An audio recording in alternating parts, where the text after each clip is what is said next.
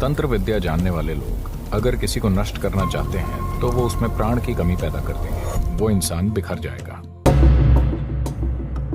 अगर आप किसी के प्राणों की बनावट समझते हैं तो आप उनका अतीत, वर्तमान और भविष्य जान जाते हैं।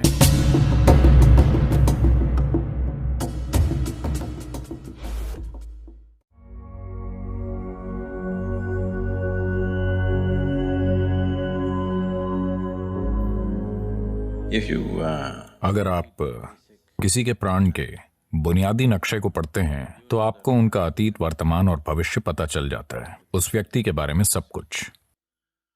क्योंकि एक तरह से आपका जीवन बस आपकी ऊर्जाओं की एक अभिव्यक्ति है कि वो किस तरह काम करती है। तो यौगिक प्रणाली के साथ हम अपनी ऊर्जाओं के काम करने के तरीके को बदलने की कोशिश कर रहे हैं।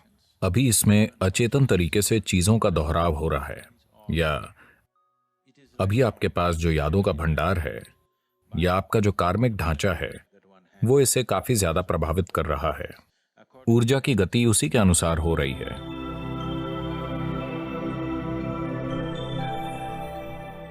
अब अगर हम इसे देखें, भूल जाइए कि ये किसका चित्र है, ठीक है? ये एक ऊर्जा एक्सरे की तरह है। तुरंत काम में लेने के लिए हम एक कहीं ज्यादा विस्तृत चित्र बना सकते हैं, लेकिन उसमें कहीं ज्यादा भागीदारी की जरूरत होगी। ये तुरंत काम में लेने के लिए है। तो अब अगर आप इस चित्र को देखें तो आप पाएंगे कि मूलाधार थोड़ा असंतुलित है। इस पर थोड़ा और काम करने की जरूरत है। स्वादिष्ठान ज्यादा मजबूत नहीं है, लेकिन ठीक है। मणिपूरक अच्छा है। अनाहत उलझन में है। आप जानते हैं ये क्या है? आप जानते हैं कि कौन सा चक्र कौन सा है? अनाहत उलझन में है और कुछ ऐसा है। विशुद्धि ज्यादा कुछ नहीं हुआ है। आप जैसे पैदा हुए थे ये वैसा ही है।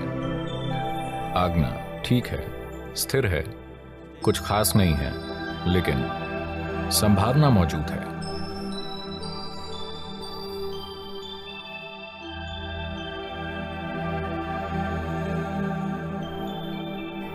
मेरे ख्याल से भावनाओं के एक लगातार बन रहे पैटर्न के कारण तंत्र थोड़ा तिरछा हो गया है, जिसे ठीक किया जाना चाहिए। हठ योग करने के लिए बिल्कुल सही चीज है। अगर आप ठीक से हठ योग करती हैं तो आपके ऊर्जा तंत्र में जो थोड़ा तिरछापन आ गया है वो स्वाभाविक रूप से ठीक हो जाएगा।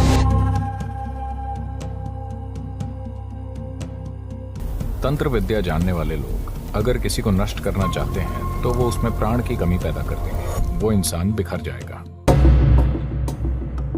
अगर आप किसी के प्राणों की बनावट समझते हैं तो आप उनका अतीत, वर्तमान और भविष्य जान जाते हैं।